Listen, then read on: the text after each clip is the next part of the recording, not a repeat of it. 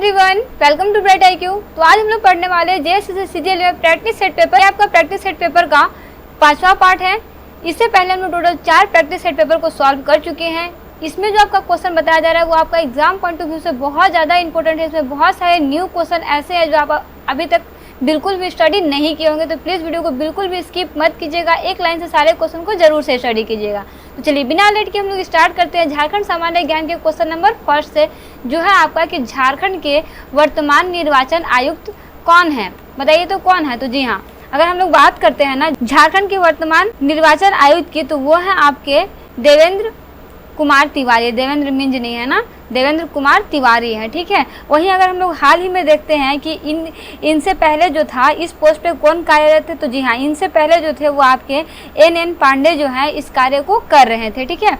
वहीं आगे बढ़ते हैं, देखते हैं नेक्स्ट क्वेश्चन जो है आपका कि भारत का सर्वप्रथम राज्य जिसने ब्लॉकचेन टेक्नोलॉजी को लागू किया कौन सा है, बताइए तो जी हाँ, वो राज्य हमारा झारखंड राज्य है जिसने भारत का सर्वप्रथम ब्लॉकचेन टेक्नोलॉजी को लागू किया। चलिए इसको हम लोग विस्तार से समझते हैं। जैसे अगर हम लोग इसमें देखते हैं तो बेसिकली ये आपका ब्लॉकचेन टेक्नोलॉजी का यूज़ क्यों किया गया, तो बेसिकली इसका प्रयोग जो है वो आपका बीज वितरण को ट्रैक करने के लिए, और इसका उद्देश्य जो है वो बेसिक सा उद्देश्य इसका ये है कि चोरी को कम करने और बीज विनिमय योजना सहित विभिन्न सरकारी योजनाओं के माध्यम से किसानों को प्राप्त होने वाले नकली बीजों से बचाने का है, ठीक है। तो आप याद रखिएगा कि इस टेक्नोलॉजी का मुख्य कार्य क्या क्या है और बेसिकली ये कहाँ पे सबसे पहले लागू किया गया, तो हमारे झारखंड राज्य में सबसे पहले लागू किया गया ना। वहीं आगे बढ़ते हैं, देखते हैं इसका नेक्स्ट क्वेश्चन जो है आपका कि किशोरियों और महिलाओं से संबंधित चुप्पी तोड़ो अभियान का संबंध किस मुद्दे से है, तो जी हाँ, चुप्पी तोड़ो आंदोलन का संबंध जो है वो आपका माहवारी से है। किससे है? माहवारी से। चलिए डिटेल से समझते हैं। जैसे अगर हम लोग इसमें बात करते हैं तो झारखंड के कोल्हान इलाके में पैडमैन के नाम से मशहूर तरुण कुमार चुप्पी तोड़ो अभियान क्राउड फंडिंग मॉडल पर चल रहे हैं, ये आपको याद रखना है। बेसिकली इसमें क्या है, ये अभियान जो है आपका 75 से 80 हजार किशोरियों और महिलाओं को माहवारी के मुद्दे पर झिझक तोड़ने की शपथ जो है वो दिलाई गई है, ठीक है। इसीलिए बेसिकली इसे चुप्पी तोड़ो आंदोलन भी कहा गया है। ये होता क्या है कि ये गांव में महिलाओं और स्कूली बच्चों के बीच जाते हैं, उन्हें माहवारी यानी कि मेंस्ट्रुएशन स्वच्छता के बारे में बताते हैं और इसके बीच जो है वो सैनिटरी पैड को बांटते हैं, ठीक है। तो ये इनका बेसिक सा उद्देश्य होता है। वहीं आगे बढ़ते हैं, देखते हैं नेक्स्ट क्वेश्चन जो है आपका कि चरक खुद किस जिले में स्थित है। तो बेसिकली अगर हम लोग बात करते हैं यहाँ पे चरक खुद की, तो चरक खुद जो है ना वो आपका धनबाद में स्थित है। इसे बेसिकली गरम जल कुंड के नाम से भी जाना जाता है। तो याद रखिएगा कहाँ पे स्थित है, ये जिस जिले में स्थित है वो जिला है आपका धनबाद, और चरक खुद क्या है, तो ये आपका गरम जल कुंड है ना। वहीं आगे बढ़ते हैं, देखते हैं नेक्स्ट क्वेश्चन जो है आपका कि छोटा नागपुर पठार की चट्टानें कैसी हैं, बताइए तो कैसी है। तो जी हाँ, छोटा नागपुर पठार की चट्टानें जो है वो बेसिकली आपका क्रिस्टलीय और कायांतरित है। कैसी है? क्रिस्टलीय और कायांतरित है। चलिए अगर विस्तार से समझते हैं तो आप इसमें याद रखिए कि छोटा नागपुर का पठारी जो है वो आपका भारतीय प्रायद्वीप की उत्तरी पूर्वी हिस्से में है, जो आपका क्रिस्टलीय एवं कायांतरित चट्टानों से निर्मित है। अगर इसमें एक चीज़ याद रखिएगा तो इस पठार की उत्पत्ति जो है वो बेसिकली आपका इयोसीन युग में हुई थी। किस युग में हुई थी? इयोसीन युग में हुई थी। यह अत्यंत कठोर पाइरोक्सिन ग्रेनाइट एवं निम्न से निर्मित है। इसकी रचना जो है वो लावा चट्टानों से हुई है। किससे हुई है? लावा चट्टानों से हुई है। चलिए आगे बढ़ते हैं और देखते हैं इसका नेक्स्ट क्वेश्चन जो है आपका कि निम्न में से कौन सा कथन सत्य है। आपको इसमें से सत्य कथन को ढूंढना है। तो देखिए अगर आप यहाँ पे देख पा रहे होंगे तो अगर आप सबसे फर्स्ट ऑप्शन में दिया हुआ है कि कोपेन के जलवायु वर्गीकरण के अनुसार झारखंड का अधिकांश क्षेत्र जो है वो आपका CWG एवं AW विभाग में आता है, बिल्कुल आता है। वहीं आपका थारवेट के जलवायु विभाजन में झारखंड का अधिकांश क्षेत्र जो है वो CAW विभाग में शामिल है। जी हाँ, बिल्कुल शामिल है। वहीं आपके पास नेक्स्ट ट्रावर्था के जलवायु विभाजन में झारखंड का अधिकांश क्षेत्र जो है वो आपका CAW एवं AG विभाग में सम्मिलित है। उपर्युक्त सभी कथन, तो जी हाँ, उपर्युक्त सभी कथन जो है वो आपके सत्य हैं। आगे बढ़ते हैं, देखते हैं इसका नेक्स्ट क्वेश्चन जो है आपका कि निम्न में से कौन सा युग्म गलत है। यहाँ पे आपके पास कुछ युग्म दिए हुए हैं, आपको बताना है कि इसमें से गलत कौन सा है। तो देखिए अगर हम लोग यहाँ पे गलत की बात करते हैं ना तो ऑप्शन नंबर C में आप देख पा रहे हैं कि यहाँ पे दिया हुआ है दक्षिणी कोयल नदी। दक्षिणी कोयल नदी जो है वो आपका चैनपुर गुमला में नहीं है, बल्कि इसका उद्गम स्थान जो है वो आपका नगरी रांची से हुआ है, जबकि आपका चैनपुर गुमला का जो नदी है वो आपका शंख नदी से ये निकलता है। ठीक है, तो ये आपको याद रखना है, ऑप्शन सी इसका करेक्ट आंसर हो जाएगा। ठीक है, आगे बढ़ते हैं, देखते हैं इसका नेक्स्ट क्वेश्चन जो है आपका कि झारखंड के निम्न में से किस स्थान पर सीमेंट उद्योग का कारखाना स्थापित नहीं है। स्थापित है नहीं, स्थापित नहीं है। ठीक है, तो जी हाँ, वो आपका स्थान है मूरी। मूरी में बेसिकली कारखाना जो है वो स्थापित नहीं है, बाकी सभी जगहों पर जो है ये कारखाना स्थापित है।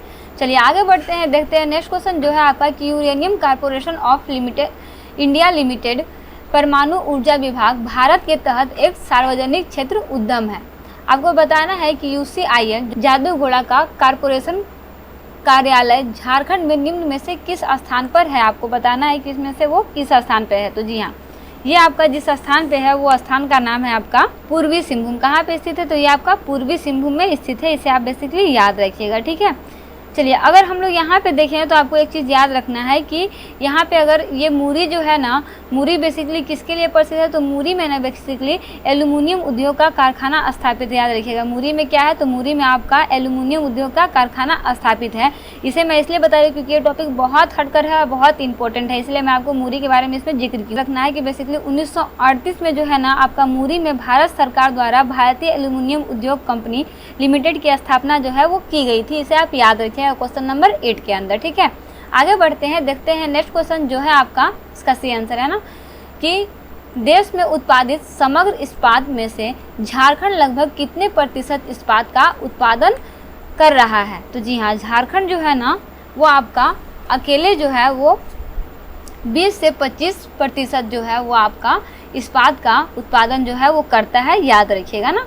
वहीं आगे बढ़ते हैं, देखते हैं नेक्स्ट क्वेश्चन जो है आपका कि भारत छोड़ो आंदोलन के दौरान हजारीबाग की सरस्वती देवी को गिरफ्तार कर किस जेल में रखा गया था। तो जी हाँ, इस आंदोलन के समय जो है वो आपका सरस्वती देवी को गिरफ्तार करके भागलपुर जेल में रखा गया था। कहाँ रखा गया था, भागलपुर जेल में रखा गया था।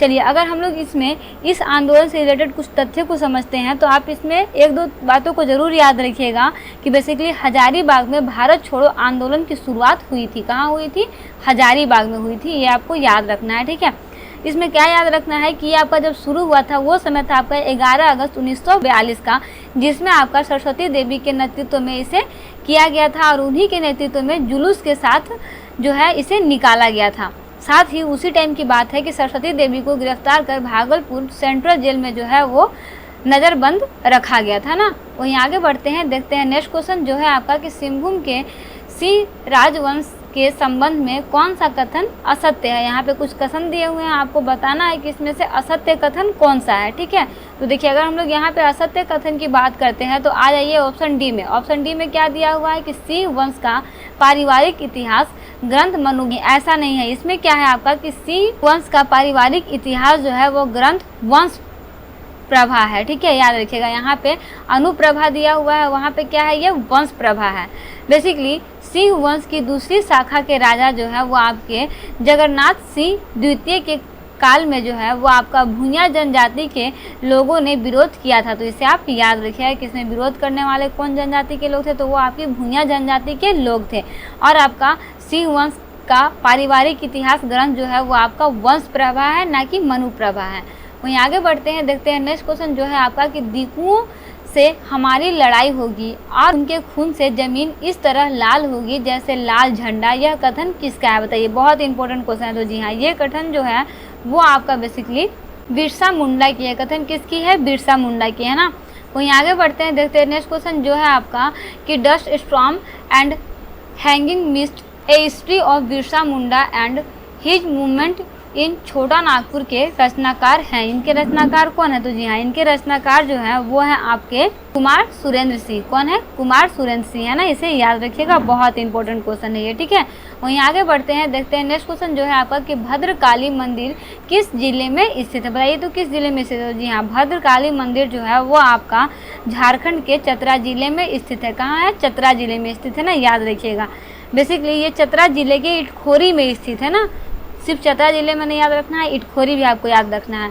कहा जाता है कि इस मंदिर में माँ भद्रकाली की प्रतिमा जो है वो आपका कमल आसन पर वरदायिनी मुद्रा में खड़ी है, याद रखिएगा। वहीं बौद्ध धर्म के लोग इस प्रतिमा को तारा देवी की प्रतिमा मानते हैं। क्या मानते हैं? तो बौद्ध धर्म के लोग जो है इस प्रतिमा को तारा देवी की प्रतिमा मानते हैं। इस मंदिर का निर्माण जो है वो महेंद्रपाल द्वितीय द्वारा कराया गया था, याद रखना है। भद्रकाली मंदिर का निर्माण जो है वो किसके द्वारा कराया गया था? वो थे आपके महेंद्रपाल द्वितीय ना।